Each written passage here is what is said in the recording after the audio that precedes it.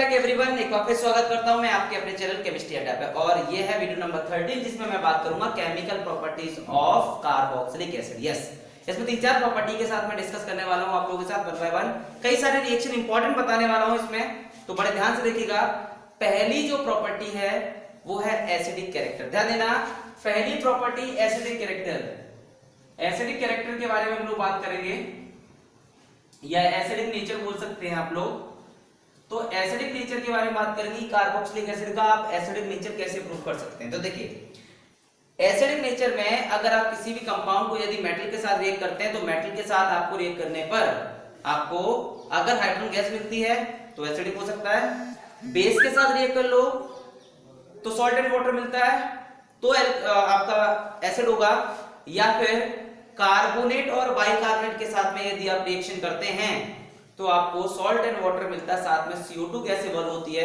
इसका मतलब है ये एसिडिक नेचर प्रूफ करता है। ठीक है, चलिए बात करते हैं सबसे पहले reaction with metal.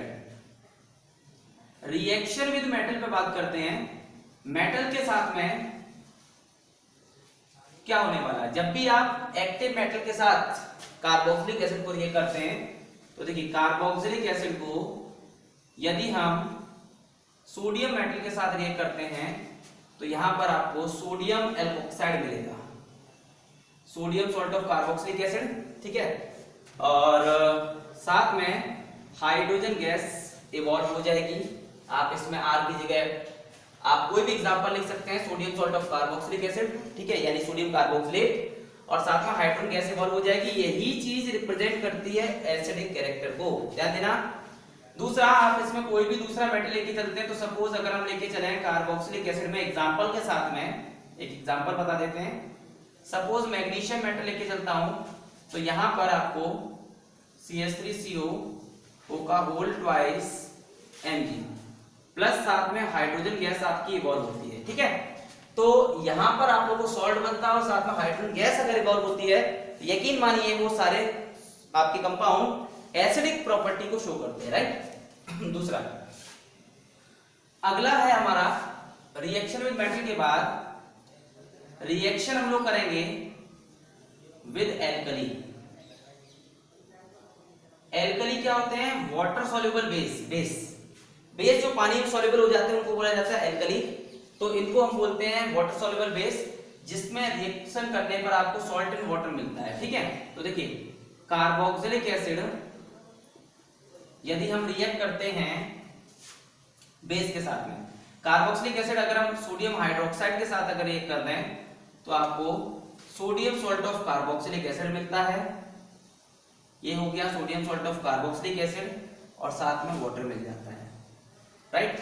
Sodium salt of carboxylic acid मिलेगा और साथ में वाटर मिल जाएगा, जो कि आपको कंपाउंड बनाने में हेल्प करता है। ठीक है, यदि आप कार्बोक्सिलिक एसिड को रिएक्ट करते हैं अमोनियम हाइड्रोक्साइड के साथ में, तो देखिए आपको यहां पर मिलने वाला है ammonium salt of carboxylic acid. साथ में देखिए NH4 हो गया, यहां पर OH और H यहां से कंबाइन करो, ये आपको वाटर बना के देता है, राइट। तो उम्मीद करता हूं ये बात आपको समझ में आ गई होगी। कभी भी आप एसिड और बेस कंबाइन करते हैं तो आपको हमेशा सॉल्ट एंड वाटर मिलता है, ये बात आपको समझ में आ गई होगी अच्छे से। अब इसके बाद हम बात करने वाले तीसरे टॉपिक में कि कभी भी आप कार्बोक्सिलिक एसिड को यदि आप रिएक्ट करते हैं कार्बोनेट और बाइकार्बोनेट के साथ तो आपको सॉल्ट, वाटर और साथ में CO2 मिलता है। देखिए, तीसरा टॉपिक हम लोग कवर करने वाले हैं रिएक्शन विद कार्बोनेट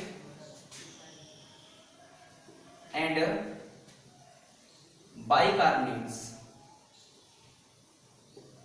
यहां पर हम लोग जो बात करने वाले हैं वो कार्बोनेट्स पे बात करने वाले हैं और बाइकार्बोनेट पे बात करने वाले हैं। तो देखिए, जब भी हम कार्बोक्सिलिक एसिड को रिएक्ट करते हैं सोडियम बाइकार्बोनेट के साथ, ये इंपॉर्टेंट रिएक्शन है जहां पर आप लोग को सॉल्ट मिलेगा, sodium salt of carboxylic acid, ये आपको सॉल्ट मिल गया। साथ में CO2 गैस इवॉल्व होती है ब्रिस्क एफरवेसेंस के साथ में, और बाई प्रोडक्ट में वाटर और मिल जाता है, राइट। इस समय आप सोडियम कार्बोनेट के साथ भी सेम रिएक्शन कर सकते हैं, दोनों में कोई अंतर नहीं आता रिएक्शन में। तो जब भी आप सोडियम कार्बोनेट के साथ रिएक्शन करते हैं Na2CO3 के साथ में, तो यहां पर आप लोग को सेम प्रोडक्ट मिलते हैं, sodium salt of carboxylic acid. देखिए 2 सोडियम, तो ये 2 सोडियम करके प्लस CO2 और प्लस H2, ठीक है। उम्मीद करता हूं ये बात आप लोग को समझ में आ गई होगी। टॉपिक नंबर 1 जहां पर एसिडिक कैरेक्टर के बारे में हमने आपको बताया, ये बात आपको अच्छे से 100% समझ में आ गई होगी। तो यहाँ पर कार्बोक्सिलिक एसिड का हमने बात किया है और आसानी से आप प्रूव कर सकते हैं कि कैसे आप एसिडिक कैरेक्टर को प्रूव कर सकते हैं इन तीनों तरीके से। और अब हम बात करने वाले हैं सेकंड टॉपिक पर, रिएक्शंस इन्वॉल्विंग OH ग्रुप, यानी कि हम यहाँ पे बात करेंगे दूसरा टॉपिक रहने वाला रिएक्शंस इन्वॉल्विंग OH ग्रुप, जिसके अंदर आप 4 टॉपिक पढ़ने वाले हैं। 4 टॉपिक में हम लोग PCl5, ईस्टर, NH3 और डिहाइड्रेशन के बारे में बात करेंगे, ठीक है। तो हमारा आता है टॉपिक नंबर 2। टॉपिक नंबर 2 आता है रिएक्शंस इन्वॉल्विंग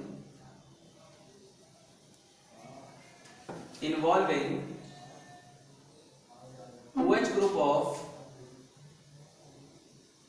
कार्बोक्सिलिक एसिड। यहां पर कार्बोक्सिलिक एसिड का हम लोग OH ग्रुप पे बात करेंगे कि एक्चुअली OH ग्रुप को कैसे आप मैनेज कर पाते हैं, राइट। देखिए पहला यहां पर हमारे पास जो रिएक्शन आता है वो आता है reaction with PCl5। Reaction with PCl5, phosphorus pentachloride, PCl3 हो सकता है या SOCl2 हो सकता है, ठीक है। देन अब हम बात करते हैं, तो कभी भी कार्बोक्सिलिक एसिड को यदि हम रिएक्ट करते हैं, ये पूरा का पूरा OH ग्रुप रिप्लेस करना है PCl5 के साथ में, तो देखिए आपको यहां पर ये ClOH को रिप्लेस कर देगा, साथ में HCl और साथ में POCl3 बनता है। आप एलिफेटिक और एरोमेटिक दोनों में से किसी को भी आप यूटिलाइज कर सकते हैं, कोई इशू नहीं आने वाला यहाँ पर। इसके अलावा आप कार्बोक्सिलिक एसिड को यदि PCl3 के साथ रिएक्ट करते हैं, तो यहां पर आप लोग को 3 मॉलिक्यूल लेके चलना पड़ेगा। तो यहां पर आपको एसाइल क्लोराइड मिल जाएगा, साथ में H3PO3 मिलेगा, ठीक है, फास्फोरिक एसिड। और इस तरह से आपने दूसरा रिएक्शन समझ लिया। आप एल्काइल की जगह एराइल ग्रुप भी लेके चलेंगे तो भी रिएक्शन सेम होगा। और इसी तरह से यदि हम कार्बोक्सिलिक एसिड को SOCl2 के साथ लेके चलता हूं, तो यहां पर आप लोग को SOCl2 में सेम प्रोडक्ट, साथ में यहाँ पे बाय प्रोडक्ट HCl जो कि गैस होता है, और साथ में SO2 ये भी गैस होती है। इस तरह से आप प्रोडक्ट बना सकते हैं, राइट। तो उम्मीद करता हूं पहला टॉपिक आपको PCl3 PCl5 बहुत आसानी से समझ में आ गया होगा। कोई यहाँ पर कोई प्रॉब्लम आप लोगों के साथ नहीं है इस टॉपिक में। अब हम बात करने वाले हैं दूसरे टॉपिक के साथ में, जो कि है आपका ईस्टर, फॉर्मेशन ऑफ ईस्टर। तो देखिए यहां पर हम लोग ईस्टर की बात करेंगे। ईस्टर का स्टेटमेंट क्या कहता है कि व्हेन कार्बोक्सिलिक एसिड और इट्स डेरिवेटिव, चाहे वो कार्बोक्सिलिक एसिड हो या उसका कोई भी डेरिवेटिव हो, जब रिएक्ट करे अल्कोहल के साथ में, तो आपको हमेशा व्हाट क्या मिलता है, ईस्टर मिलता है। ध्यान दो कि व्हेन कार्बोक्सिलिक एसिड, यहां पर हम लोग कार्बोक्सिलिक एसिड लेके चलते हैं, react with alcohol R- in presence of concentrated H2SO4 170 degree Celsius temperature, तो यहां पर इस तरह से वाटर मॉलिक्यूल्स आप अलग करें तो RCO और क्या मिलेगा OR-, ठीक है, साथ में water molecules as a by product मिल जाता है। उम्मीद करता हूं ये बात आपको समझ में आ गई होगी। तो यहां पर ईस्टर मिल जाता है, राइट, ये है ईस्टर, ठीक है। अच्छा, इसके अलावा हम कोई दूसरा कार्बोक्सिलिक एसिड का डेरिवेटिव भी लेके चल सकते हैं। यदि आप एसिड क्लोराइड लेके चल सकते हैं, ठीक है, आप इसी तरह से सेम अल्कोहल लेके चल सकते हैं बेस की प्रेजेंस में, तो जो एसिड बनेगा इसको न्यूट्रलाइज कर देगा। तो यहां पर भी आपको कार्बोक्सिलिक एसिड मिलेगा, साथ में HCl गैस मिल जाएगी कुछ इस तरह से। तो उम्मीद करता हूँ ये बात आपको समझ में आ रही है। इसके अलावा आप यहाँ पर एसिड मतलब कार्बोक्सिलिक एसिड जो डेरिवेटिव होता है एसिड एनहाइड्राइड भी लिखे चल सकते हैं, तो भी आपको कार्बोक्सिलिक एसिड मिल जाता है। ठीक है, तो कई सारे तरीके हैं ईस्टर का, हमने और पहले भी सीखा हुआ रिएक्शन, और उम्मीद करता हूँ ये बात आपको समझ में आ जाएगी। तो देखिए हम यहाँ पर एक और एग्जांपल भी लेके चल सकते हैं, CH3CO CH3CO, ये देखिए ये आपका एसिटिक एनहाइड्राइड है। यदि आप इसे एल्कोहल के साथ रिएक्ट करते हैं CH3 और CH3, ये इथेनॉल हो गया आपका। तो देखिए तोड़ने का तरीका आप लोग जानते हैं, ठीक है। इसके साथ में आप ऐड करिए, क्या मिलेगा, CH3CO के साथ में बेटा ये छोटा पार्ट, इसका बड़ा वाला पार्ट लगा दो OCH2 और CH3, ये बड़ा वाला पार्ट है बेटा, इसका बनता है कार्बोक्सिलिक एसिड। ठीक है, ये वाला CH3CO और OH। तो देखिए यहाँ पे सारे के सारे मैंने आपको ईस्टर बनाना सिखाया है कार्बोक्सिलिक एसिड या उसके डेरिवेशन से। ठीक है, सेकंड टॉपिक का मैंने टॉपिक नंबर 2 एक्सप्लेन कर दिया है, जिसको बोला जाता है फॉर्मेशन ऑफ ईस्टर। अब इसके बाद हम आगे बात करने वाले हैं नेक्स्ट टॉपिक पर, तो जरा ध्यान दीजिएगा। तो इरेज कर लेते हैं इसमें, और इसके बाद हम बात करेंगे अमोनिया पर, और साथ में अमोनिया के बाद बात करेंगे डिहाइड्रेशन पर। ठीक है, तो देखिए अमोनिया के साथ रिएक्शन आपका इंपॉर्टेंट है, अमोनियम सॉल्ट बनाएंगे, हीट करेंगे, ठीक है, एसिड अमाइड बनाएंगे। ठीक, इस तरह से कई सारे रिएक्शन हम सीखने वाले हैं, जो कि कन्वर्जन में आप लोगों को बहुत हेल्प करेंगे। कन्वर्जन एनसीईआरटी में बहुत सारे दिए हुए हैं, और आप लोगों के लिए रिएक्शन तैयार करने के लिए प्रॉपर तरीके से कन्वर्जन बहुत इंपॉर्टेंट है। इस बात का विशेष ख्याल रखें कि कन्वर्जन आप लोग जब करेंगे तो प्रॉपर तरीके से आपको समझ में आ जाएगा। ठीक है, चलिए अब हम चलते हैं आगे कन्वर्जन पर। राइट, देखिए हमारे पास में यहाँ पर टॉपिक नंबर 3 आता है, सेकेंड टॉपिक में, जहां पर OH ग्रुप को हम पूरा इन्वॉल्व करते हैं। तो इस टॉपिक में हम लोग बात करने वाले हैं। तो थर्ड टॉपिक हमारे पास रह जाता है, थर्ड टॉपिक आपका इंपॉर्टेंट टॉपिक रहने वाला है यहाँ पर, जिसमें हम लोग आपसे बात करेंगे reaction with NH3। Reaction with NH3, जरा ध्यान देना, अमोनिया के साथ आप रिएक्शन करते हैं। तो देखिए when carboxylic acid react with ammonia, जब आप अमोनिया के साथ रिएक्ट कराते हैं तो आपको ये मिलता है ammonium salt of carboxylic acid. क्या मिलेगा, ammonium salt of carboxylic acid. ठीक है, अच्छा इसमें आप लोगों को जब इसे हीट किया जाता है, जब आप इसे हीट करेंगे तो आपको यहाँ पर वाटर मॉलिक्यूल्स यहाँ से निकल जाएगा। तो देखिए NH2 बचेगा, एक ऑक्सीजन और एक साथ में 2 हाइड्रोजन, जब निकल जाएगा वाटर मॉलिक्यूल्स एलिमिनेट हो जाएगा, तो आप एसिड अमाइड बना सकते हैं। इसको ध्यान देना, इसको बोला जाता है एसिड अमाइड। राइट, तो एसिड अमाइड बनाने का जो तरीका है आपको समझ में आ गया होगा। देन अब इसके बाद हम आगे चलने वाले हैं अगले टॉपिक के साथ में। तो एसिड अमाइड जो हमारा ग्रुप है, इसके अलावा आप बेंजीन के कार्बोक्सिलिक एसिड पर भी बात कर सकते हैं। देखिए अगर यहाँ पर बेंजोइक एसिड का एग्जांपल लें, अमोनिया के साथ आप रिएक्ट करिए, ठीक है, तो आपको क्या मिलेगा, बेंजीन के साथ में ONH4 पॉजिटिव। ठीक है, और सिमिलरली जब आप इसे हीट करते हैं तो यहाँ से बेंजामाइड मिलता है, NH2 लगा लीजिए, साथ में वाटर मॉलिक्यूल्स आपको एज ए बाई प्रोडक्ट यहाँ मिल जाता है। ठीक है, अब इसी तरह से चलते हैं आगे।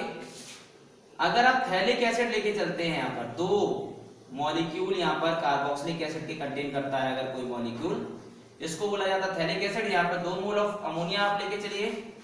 तो जब आप 2 मोल अमोनिया लेके चलेंगे तो देखिए यहाँ पे प्रोडक्ट कैसे बनता है, ध्यान दीजिएगा, COONH4, ठीक है, अमोनियम थैलेट बन जाएगा। और देन जब आप इसे हीट करते हैं, जब आप इसे हीट करेंगे तो प्रोडक्ट में आप लोगों को COO साथ में NH2 और यहां पर भी NH2, यहां से 2 मोल पानी निकलेगा। जब आप इसे स्ट्रॉन्ग हीट करेंगे, अगर आप, तो आप लोग को यहाँ पर थैलामाइड मिलता है। तो देखिए यहाँ पर आपको थैलामाइड कैसा दिखाई देगा, अमोनिया निकालना है, देखिए CO, यहाँ से CO, ठीक है, NH3 निकालना, नाइट्रोजन यहाँ पर छोड़ दो, नाइट्रोजन 3 हाइड्रोजन यहाँ से आप निकाल दीजिए, ये थैलामाइड बन के तैयार हो जाता है। तो रिएक्शन विद अमोनिया इंपॉर्टेंट है, इसका ध्यान रखना, काफी काम में आने वाला रिएक्शन आप लोगों को। अब हम बात कर लेते हैं इसके बाद में आगे टॉपिक नंबर 4 पर। टॉपिक है हमारा डिहाइड्रेशन। देखो डिहाइड्रेशन क्या मतलब होता है, डिहाइड्रेट का मतलब क्या होता है, रिमूवल ऑफ वाटर। ध्यान देना, डिहाइड्रेशन का मतलब रिमूवल ऑफ वाटर। तो आप बोलेंगे कि जब हम 2 मोल कार्बोक्सिलिक एसिड को किसी भी डिहाइड्रेटिंग एजेंट के साथ जब हम रिएक्ट करेंगे, तो जब हम डिहाइड्रेटिंग एजेंट के साथ रिएक्ट करते हैं तो वाटर मॉलिक्यूल से एलिमिनेट होकर यहाँ पर आपको एनहाइड्राइड्स मिलते हैं। तो जरा ध्यान देना, हम बात करने वाले हैं यहाँ पर, देखिए 2 मोल कार्बोक्सिलिक एसिड यदि आप हीट करते हो इस तरह से, इन प्रेजेंस ऑफ P2O5 हो गया, आप H2SO4 भी लेके चल सकते हो, ठीक है, कोई भी डिहाइड्रेटिंग एजेंट लेके चल सकते हो। ये इस तरह से वाटर मॉलिक्यूल्स आप एलिमिनेट करें इस तरह से, तो आप इससे एसिड एनहाइड्राइड बना सकते हैं, ये देखिए, ठीक है।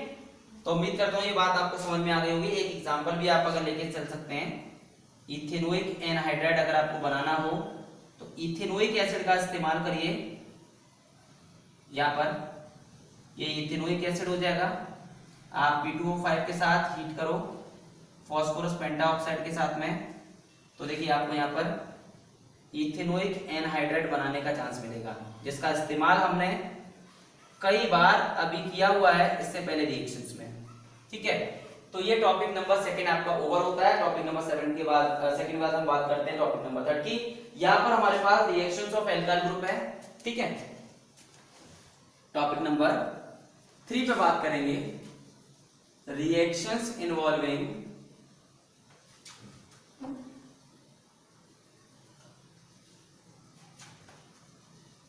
कार्बोक्सिलिक एसिड, जिसमें आपको इसमें पूरा का पूरा होल लेके चलना पड़ेगा, होल COOH ग्रुप, यानी कार्बोक्सिलिक एसिड का अभी तक हमने OH का इस्तेमाल किया था, लेकिन इस बार हम पूरा का पूरा COOH का इस्तेमाल करेंगे। और यहाँ पर आपको बताने वाले हैं HVZ रिएक्शन। देखिए क्या कहता है ये HVZ रिएक्शन, यहाँ पर आप लोग कार्बोक्सिलिक एसिड का पार्ट तो इस्तेमाल करेंगे, इसमें एल्काइल ग्रुप का इस्तेमाल करेंगे। यहाँ पे इन्वॉल्विंग है ना, होल एल्काइल ग्रुप करिए तो ज्यादा बेटर है, क्योंकि कार्बोक्सिलिक एसिड में कोई भी चीज नहीं आएगा, ठीक है। देखिए स्टेटमेंट क्या कहता है कि जब हम कार्बोक्सिलिक एसिड जिसके पास अल्फा हाइड्रोजन प्रेजेंट होता है रिएक्ट करते हैं Cl2 और Br2 के साथ in presence of red phosphorus, तो जब आप रेड फास्फोरस के साथ रिएक्शन करेंगे तो आप लोगों को यहाँ पर alpha halogen derivative of carboxylic acid मिल जाएगी, राइट। तो देखिए क्या मिलने वाला है कि जब हम कार्बोक्सिलिक एसिड को Cl2 और Br2 के साथ में रेड फास्फोरस के साथ में जब आप हीट करते हैं तो 1 बाय 1 आप हाइड्रोजन को रिप्लेस कर सकते हैं हैलोजन से, ठीक है। एक हाइड्रोजन एक स्टेप में, यहां से क्या बचेगा प्लस H और Cl, ठीक है। इसको आप अगली बार लेके चलो दोबारा से, रेड फास्फोरस, ठीक, क्या मिलेगा CH, ये 2 क्लोरीन हो जाएंगे COOH, और देन इसको एक बार फिर रिएक्ट करो Cl2 रेड B के साथ में, आप चाहो तो इसे एक स्टेप में भी लिख सकते हो। तो देखिए क्या मिलेगा Cl3 और ये हो जाएगा COOH प्लस HCl, यहाँ पर आप माइनस HCl करके यहाँ पे दिखा सकते हो, ये बन गया, यहाँ पर माइनस HCl दिखा दो, कोई इशू नहीं आएगा, ठीक है। अब देखिए यहाँ पर इसी रिएक्शन को आप एक स्टेप में भी दिखा सकते हैं, आप ध्यान दो, और करके आप इस रिएक्शन को दिखा सकते हो एक स्टेप में कि जब हम कार्बोक्सिलिक एसिड में बात कर रहे हैं, ठीक है, यहाँ पर 3 moles of Cl2 red phosphorus, तो आप एक स्टेप में भी दिखा सकते हैं कुछ इस तरह से, ठीक है। देखिए, तो ये HBZ रिएक्शन है, आप Cl2 की जगह Br2 भी लेके चल सकते हैं। तो मैं इसके लिए आपको एक एग्जांपल और बता देता हूं। जब भी हम कार्बोक्सिलिक एसिड लेके चलेंगे, अल्फा हाइड्रोजन का प्रेजेंट होना कंपलसरी है। तो यहाँ पे देखो मैं Br2 लेके चलता हूं, रेड फास्फोरस कंपलसरी आपके लिए। तो देखिए यहाँ पर अल्फा कौन है, जो कार्बोक्सिलिक एसिड से लगा है ग्रुप से, फंक्शनल ग्रुप से। तो यहाँ पर आपके दोनों जो कार्बन के पास हाइड्रोजन बचे हैं, उन दोनों हाइड्रोजन को आप हटा दीजिए और आपको मिल जाएगा carboxylic acid. 2 moles of HBr मिलेगा।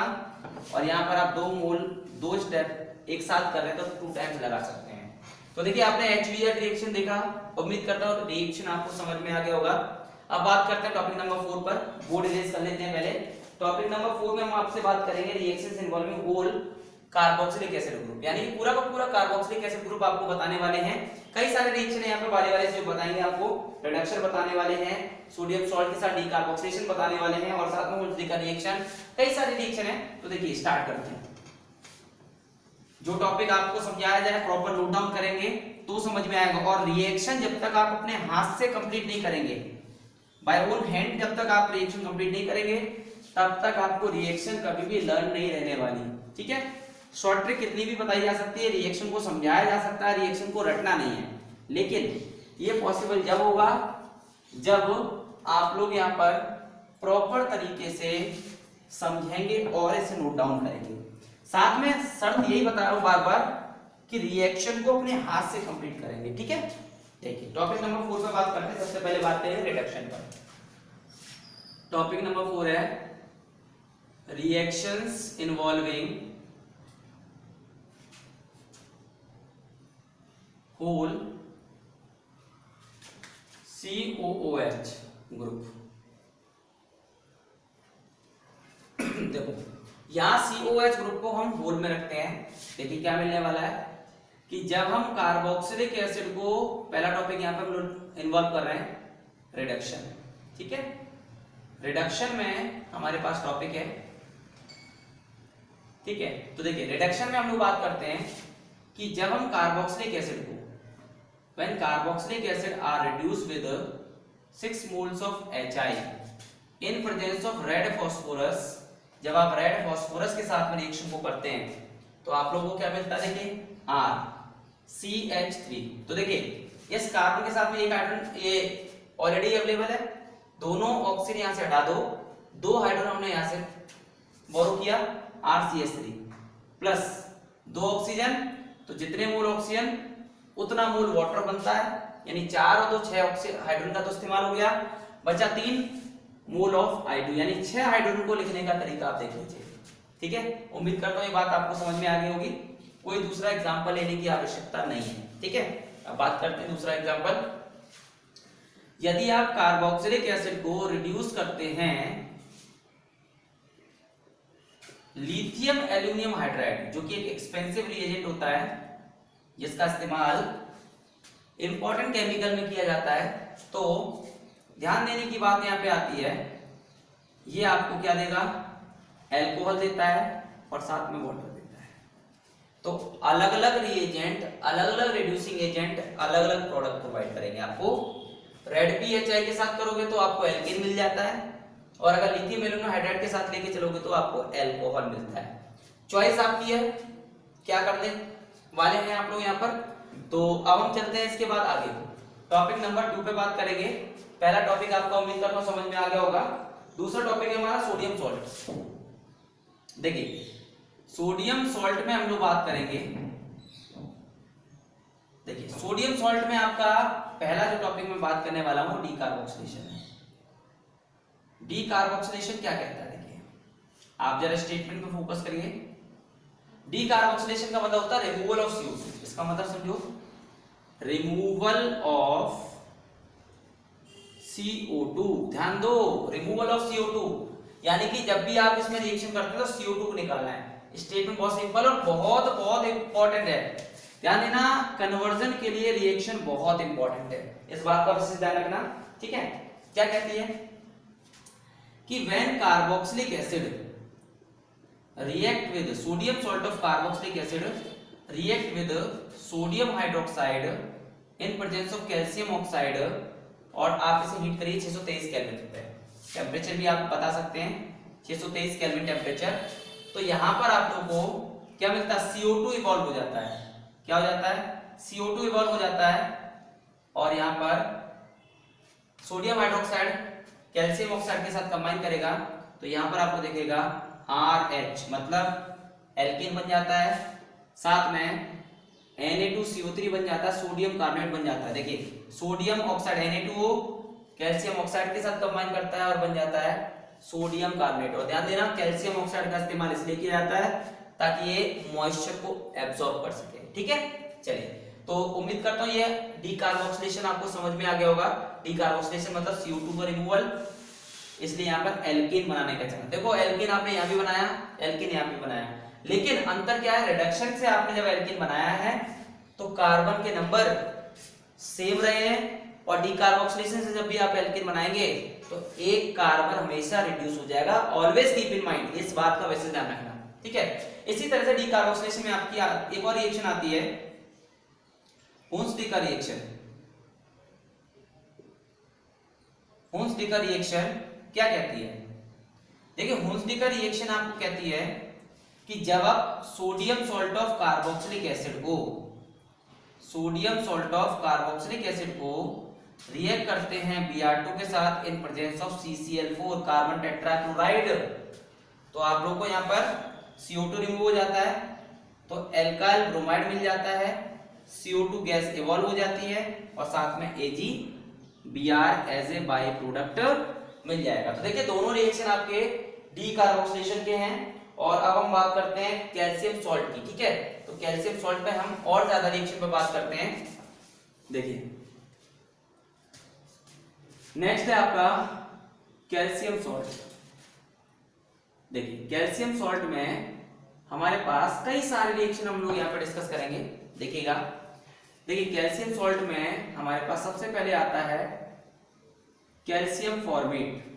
कौन सा सॉल्ट आता है बच्चों, कैल्शियम फॉर्मेट को यदि आप डिस्टिलेशन करते हैं तो देखिए यहाँ पर क्या मिलता है आपको, एल्डिहाइड मिल जाता है। चूंकि हम कार्बोक्सिलिक एसिड या उसके डेरिवेटिव की केमिकल प्रॉपर्टी पढ़ रहे हैं तो यहाँ पर ये आपको एल्डिहाइड प्रोवाइड करता है, जो कि हमने कहीं एक टॉपिक में पहले ही डिस्कस किया हुआ है। ये मिलता है CaCO3। उम्मीद करता हूँ समझ में आ गया होगा डिस्टिलेशन। इसी तरह से आप कैल्शियम फॉर्मेट के बाद आप लेके चलते हैं, अगला सॉल्ट है आपका कैल्शियम का एसीटेट। जब आप इसे रिएक्ट कराएंगे तो यहां पर आपको याद होगा कीटोन मिलता है। देखिए इन दोनों को कंबाइन करा तो कीटोन मिलेगा, और साथ में CaCO3 मिल जाएगा एज ए बाई प्रोडक्ट। पहला मेंबर आपको कैल्शियम फॉर्मेट क्या देता है, एल्डिहाइड देता है पहला मेंबर। आप कैल्शियम एसीटेट लेके चलते हैं तो आप लोग को यहाँ पर कीटोन मिलता है। और ध्यान देना दोनों का मिक्सचर लेके चलना है। यदि हम सोडियम इसमें कैल्शियम सॉल्ट में यदि दोनों सॉल्ट का मिक्सचर लेके चलें, कैल्शियम फॉर्मेट और कैल्शियम एसीटेट का, तो आप लोग को यहाँ पर मिलने वाला है एल्डिहाइड। ध्यान देना कैसे मिलेगा एल्डिहाइड। अब चलते हैं यहाँ पर हम लोग प्रॉपर तरीके से, दोनों में CaCO3 आप लोग कंबाइन करेंगे, कैसे मिलेगा। देखिए ये तो CaCO3 अलग हो गया, ये वाला पार्ट इसके साथ यहाँ पर कोई भी अदर एल्डिहाइड मिलेगा, CH3CHO। देखिए CH3CHO और CH3COH, यानी कितने 2 मोल से मिलेंगे, और साथ में 2 moles of CaCO3 as a by product मिल जाएगा। उम्मीद करता हूँ ये बात आपको समझ में आ गई होगी।